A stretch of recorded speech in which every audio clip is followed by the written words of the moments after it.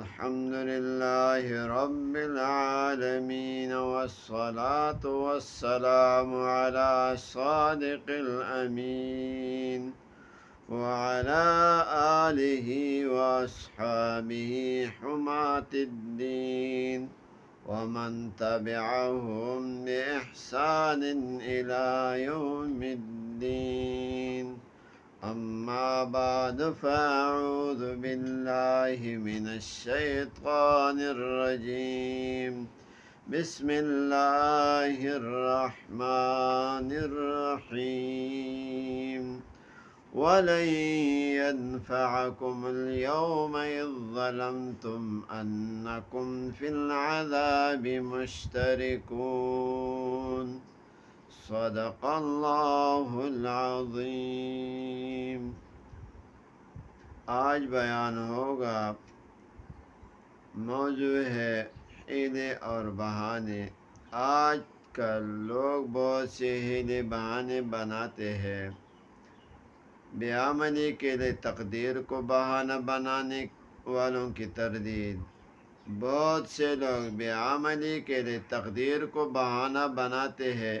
جب ان سے نماز، روزہ اور دیگر احکام اسلامیہ پر عمل کرنے کو کہا جاتا ہے تو کہتے ہیں کہ تقدیر میں جو ہونا ہے وہ ہو جائے گا، عمل سے کیا ہوتا ہے. اور بعض لوگ کہتے ہیں کہ جی ہمارے تقدیر میں نماز پڑھنا یا کوئی اور نیک عمل کرنا لکھا ہی نہیں، اور لکھا ہوتا تو ہم ضرور عمل کرتے. ان لوگوں کی باتیں کئی اعتبار سے غلط ہے، اس لیے کہ حضرت سرور عالم صلی اللہ علیہ وسلم نے تقدیر پر ایمان لانے کو فرمایا ہے اور یہ بتایا ہے کہ تقدیر حق ہے، اور ساتھ ہی یہ بھی بتایا ہے کہ احکام شریعت کے پابندی کرتے رہو اور گناہوں سے بچتے رہو، اور جن کاموں کا حکم دیا گیا ہے ان کو کرتے رہو. اگر تقدیر پر ایمان لانے کا حکم اس لیے دیا جاتا کہ عمل کرنے کی کوئی ضرورت نہیں تو حضور اقدس صلی اللہ علیہ وسلم عمل کرنے کا حکم کیوں فرماتے اور تفصیل کے ساتھ احکام شریعت کیوں بناتے. حضور اقدس صلی اللہ علیہ وسلم کے ارشاد سے تقدیر تو مان لے، اور احکام پر عمل کرنے کا جو حکم دیا ہے اس کو نہ ماننا، یہ کون سی ایمانداری اور سمجھداری ہے. حضرت صحابہ کرام رضی اللہ علیہم اجمعین نے بھی یہ سوال اٹھایا تھا کہ تقدیر میں جب سب کچھ ہے تو عمل کی کیا ضرورت ہے، اور یہ بھی سوال کیا کہ ہم تقدیر پر بھروسہ کر کے کیوں نہ بیٹھ جائے.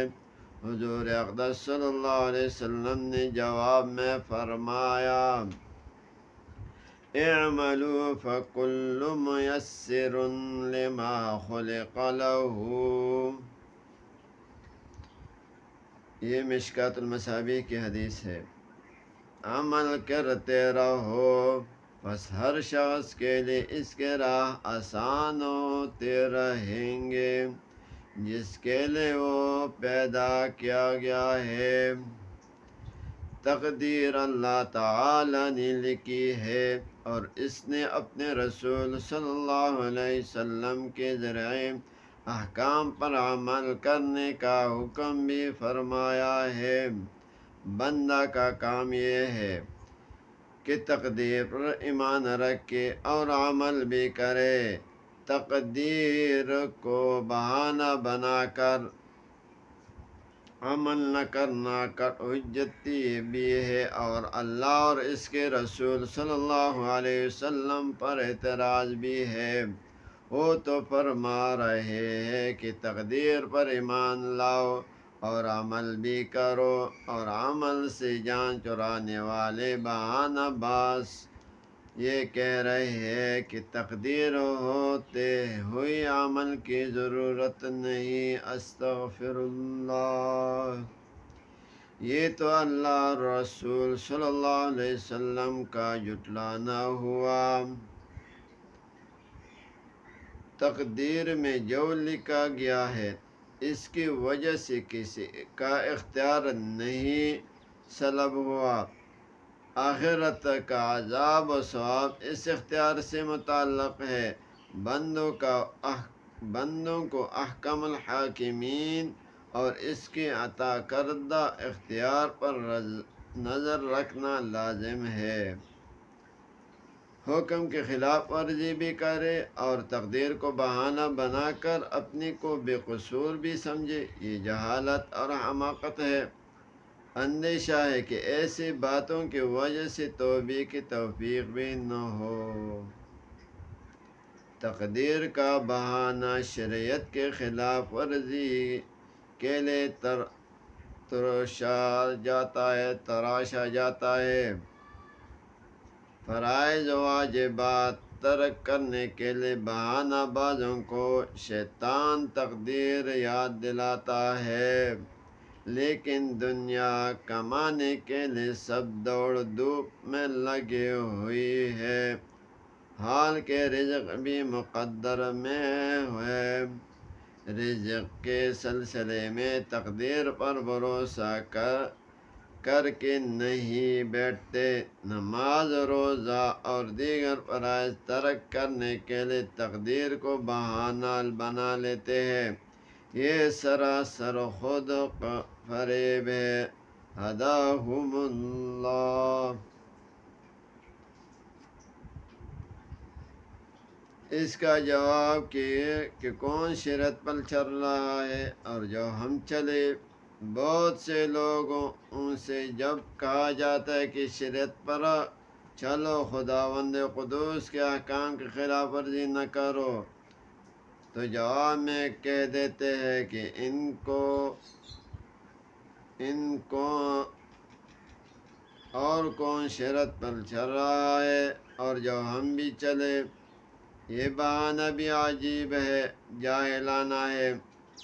اگر ساری دنیا بھی شریعت کے خلاف چلنے لگے تب بھی کسی کے لیے شریعت کے خلاف ورزی جائز نہیں ہو جاتی۔ ہر شخص ذاتی طور پر اپنے متعلق احکام کا خود مخاطب ہے، کوئی دوسرا عمل کرے یا نہ کرے، اور ہر آدمی پر اپنا ذاتی ذمہ داری پوری کرنا لازم ہے۔ کیا میدان حشر میں یہ بہانہ کام دے سکتا ہے کہ دوسروں نے شریعت پر عمل نہیں کیا تو میں نے بھی نہیں کیا؟ اگر دوسرے لوگ عذاب میں جانے کے لیے تیار ہوں تو ان کی حرص کر کے اپنی جان کو عذاب میں جھونکنا کون سی سمجھداری کی بات ہے؟ یہ کہنا کہ سب عذاب بھگتیں گے تو میں بھی ان کے ساتھ بھگت لوں گا، جہالت اور حماقت ہے۔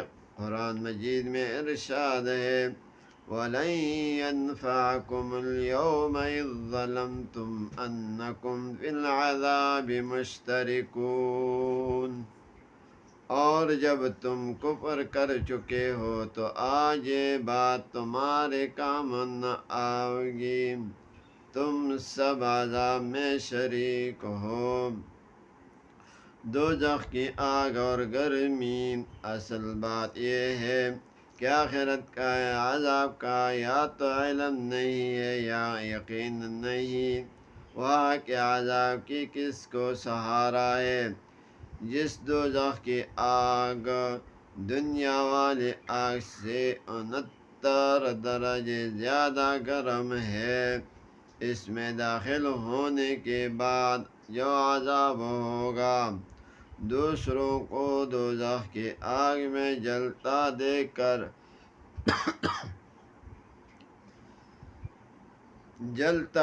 کر اس میں کوئی تخفیف نہ ہوگی۔ پھر دوسروں کے عرض کر کے دوزخ میں جانا، اپنی جان پر ظلم نہیں کیا تو کیا ہے؟ جن دنیاوی کاموں میں نقصان اور ضرورت اور ہلاکت و بربادی ہو، ان میں کوئی بھی حرص نہیں کرتا۔ دنیا کے بارے میں بہت زیادہ مثال مشہور ہے کہ لوگ کنویں میں گریں گے تو کیا تم بھی گرو گے؟ جس کا صاف مطلب یہ ہے کہ دکھ، تکلیف و ہلاکت و بربادی میں حرص کرنا حماقت اور بیوقوفی ہے، کہ جب دنیا کے حقیر نقصان میں کسی حرص گوار نہیں تو آخرت کے سخت عذاب میں جانے کے حرص کون سی سمجھداری ہے؟ دنیا میں ہزاروں بدماش غنڈے اور چور اور ڈاکو ہیں کہ چہری میں جا کر دیکھو بیڑیاں پڑی ہوئی اور مشقیں بندھی ہوئی ملیں گے، ان کو دیکھ کر کسی کو بھی خواہش نہیں ہوتی کہ میں ایسا ہی ہو جاتا۔ ٹی بی کے مرض پر کوئی رشک نہیں کرتا، دل کے مریض سے کوئی حسد نہیں کرتا، اندھوں کی جماعت میں کوئی شامل ہونے کو تیار نہیں۔ دنیا کی مصیبت اور تکلیفوں سے بچنے کی کتنی اہمیت ہے، اور آخرت کے دردناک عذاب کی ذرا بھی پرواہ نہیں۔ دوسرے بے عمل لوگوں کے ساتھ عذاب میں مبتلا ہونے کو تیار ہے اور گناہ چھوڑنے کو تیار نہیں۔ فاللہ یہدیہم سبیل الرشاد۔ اللہ تعالیٰ ان پر عمل کرنے کی توفیق عطا فرمائے اور ان پر سمجھ کرنے کی توفیق عطا فرمائے، آمین۔ وآخر دعوانا ان الحمدللہ رب العالمین۔ آخر میں ایک وظیفہ ہے، یعنی جس کے اولاد نہ ہو ان حضرات کے لیے یہ وظیفہ ہے، وہ دن میں کسی ٹائم بھی 313 بار یہ آیات پڑھے اور پانی پر دم کرے، صبح و شام دونوں پی، میاں بیوی، شوہر اور بیوی یعنی۔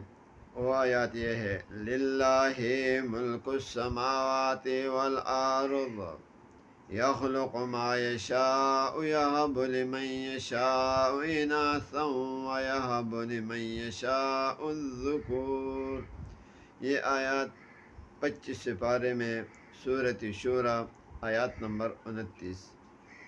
یہ آیات ہے، دوبارہ سنیں، للہ ملک السماوات والارض یخلق ما یشاء یہب لمن یشاء اناثا ویہب لمن یشاء الذکور۔ سپارہ یعنی 25واں سورۃ شورى آیات نمبر 29۔ یہ ہے، اس کو 313 بار پڑھنا ہے پانی پر دم کر کے، پھر صبح و شام اس کو پینے۔